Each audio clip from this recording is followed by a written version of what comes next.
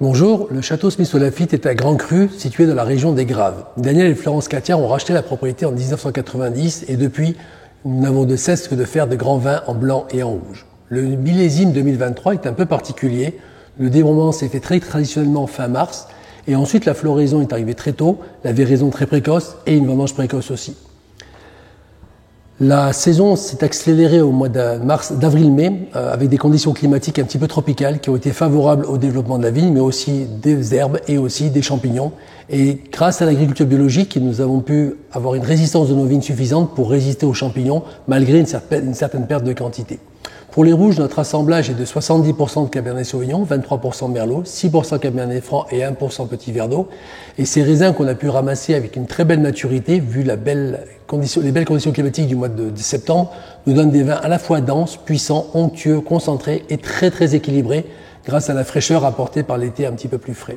Nous sommes très fiers de ces vins rouges. Pour les vins blancs, on retrouve l'assemblage classique avec 90% de Sauvignon blanc, 5% de Sauvignon gris et 5% de Sémillon. Et là, on retrouve un Smith-Lafitte très classique avec son gras, son onctuosité, sa puissance, sa dimension de bouche, mais aussi une grande fraîcheur, une grande trame minérale qui est liée aux conditions climatiques. Assurément, un joli millésime pour nous.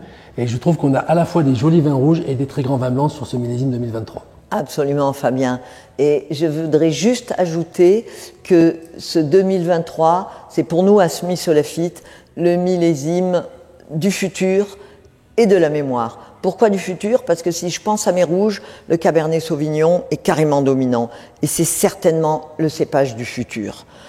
Pourquoi de la mémoire? Parce qu'on a eu cette magnifique et mémorable visite du roi Charles III et de la reine Camilla, qui se sont intéressés à nos arrivées vendanges, à nos pigeages. Le roi a même fait une barrique 2023 avec notre tonnelier Yann. Et leur souvenir accompagnera comme un écho bienveillant ce millésime sur toute sa longueur. Et pour nous, heureusement, c'est déjà un grand millésime. Il sera encore plus grand avec cette visite mémorable.